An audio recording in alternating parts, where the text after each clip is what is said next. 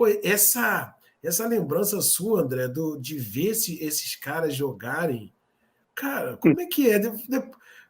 Como é que a gente depois se contenta com o que vem depois? Como é que é isso, cara?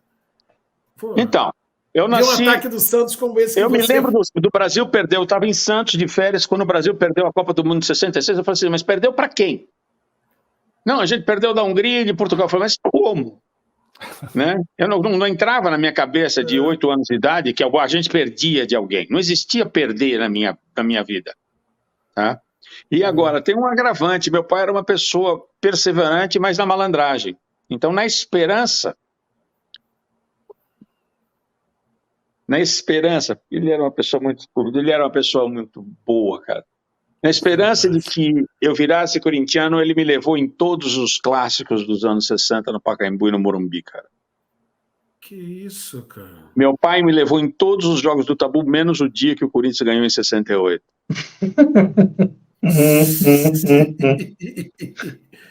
O dia mais espetacular, porque tem uma outra história de um grande amigo meu, corintiano, que é o Juca Kfouri. A gente estava nesse jogo, eu não conhecia o Juca. O Juca, acho que é 8, 9 anos mais velho que eu devia ter 66, eu tinha 8, o Juca devia ter 19. Não, ele era adolescente. O Juca era adolescente também, não é tão mais velho que eu, não. Aí, foi o dia, no livro do Juca ele fala que foi o dia que ele virou ateu. Meninos, eu vi, tem esse texto, ele fala, eu virei ateu, eu estava nesse jogo. Corinthians 1-0. Corinthians 2-0. Corinthians 3-0. Os caras não ganham da gente desde 50 foram 11 anos de Itabu, acabou em 68, 9 anos que eles não ganhavam da gente. Tá? Fiel. Acabou o Tabu. 35 do primeiro tempo, o jogo para eles já acabou. Acabou o Tabu. E xinga o Pelé. Pelé, acabou o Tabu, vai, né? E a rima e tal. 40 do primeiro tempo, o Negão fez o primeiro. 42, o Coutinho fez o segundo. Silêncio sepulcral no Pacaembu. E eu assistindo meu pai na numerada, mudo. A minha contenção, a minha capacidade de receber a adversidade e xingo, eu desenvolvi assistindo Santos e Corinthians como santista no meio da torcida do Corinthians. Autocontrole, não gritar gol, só olhar para o meu pai e ele falava, quieto, você quieto, né? Aí, o Juca fala que nesse momento, no intervalo, ele ajoelhou e pediu para Deus que não permitisse o Santos nem empatar. Virou o jogo, entenda, Pelé 1, Coutinho 2. Vira o segundo tempo, Pelé 3, Coutinho 4. Pelé o quinto e Coutinho o sexto. Caramba. Foi 6-3. Aí ele falou, acabou o jogo, eu virei ateu. Eu não acredito que Deus faria uma maldade dessa com uma criança. Eu vou parar de falar, mas eu preciso dizer isso. Eu tenho um amigo meu, Elton, foi grande jogador de futebol, nunca quis ser profissional, tal. Mas eu falava pro Elton, quando a gente assistia o Santos com o Damião jogando, eu falava assim, se me pagarem o salário dele de um mês, que na época era $400 mil, tá? Ou 400 mil dinheiros do Brasil da época, eu falei assim, se eles me pagarem $400 mil, eu entro em forma, opero o olho e jogo mais que ele. Como é que pode, né, cara? Mas sempre me perguntam isso, né? Como é que o Santos chegou nessa situação, tendo o maior time do mundo, né? Foi o maior time do mundo. Em termos de clube. Não, e depois teve formações de atletas, cara. Sim. Exatamente. Tem um monte. Todo ano, uns 2 ou 3 ali, sempre aparece. Sempre aparece. Olha, tem muito moleque no Santos hoje que seria titular em qualquer outro time, teria uma grande carreira na Europa, se o Santos tivesse estrutura e um momento emocional. Tem moleque jogando no clube que joga muita bola e que não consegue jogar porque a pressão da torcida é muito grande, porque o momento do Santos, os caras estão jogando não para ganhar nada, estão jogando para não cair faz 3 anos, cara. Uma das coisas que eu lamento muito do Santos é que eu tenho uma memória do Santos sempre de um futebol bem jogado. Por mais com todas as dificuldades, a maneira de jogar um Futebol jogo pra frente, ofensivo, alegre, né? A minha memória de torcedor tem essa referência, né? E quando você vê os resultados esportivos finais não acontecendo, eu lamento. E outra coisa que eu tenho também, a mística da Vila Belmiro, sabe? Pois é. A gente, ia para lá, era Vila, vamos jogar na Vila, vem, sabe? Eu nem sei como é que é, aí falando como arquiteto, né, que vive bisbilhotando essa coisa dos estádios, eu não sei como é que tá, eu não sei nem se é próprio, se é uma seção, não sei como é que é lá ali a Vila. Mas, sabe, de resgatar, de ter isso, de ter um estádio como esse. Vão derrubar e fazer outra, né? Vão fazer uma arena, né? Vão derrubar e vão fazer uma arena.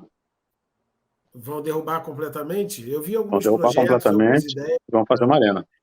E a propriedade? É a propriedade do Santos? É do Santos. Tentaram fazer em outros lugares na cidade, com mais amplitude, porque a vila é claustrofóbica, isso é bom para a gente que está jogando lá, mas vão fazer uma arena, acho que vão pegar uma parte do bairro, vão expandir um pouco, algumas casas ao redor e tudo mais. Eu vou pesquisar. E também não tem muito espaço, ali é bem apertadinho mesmo. Semelhante a São Januário, né? É bem parecido mesmo. Eu já tive lá em São Januário, é bem parecido. É que ali em Santos a pressão da cidade é muito forte, né? Só tem um clube ali, né? Então, essa coisa que o André falou agora há pouco pesa na molecada mesmo, que a pressão é muito forte da torcida na cidade, é muito. Só tem isso. Existe uma coisa social, não do Santos, mas do Brasil. Pelo amor de Deus, isso não tem nada a ver com política.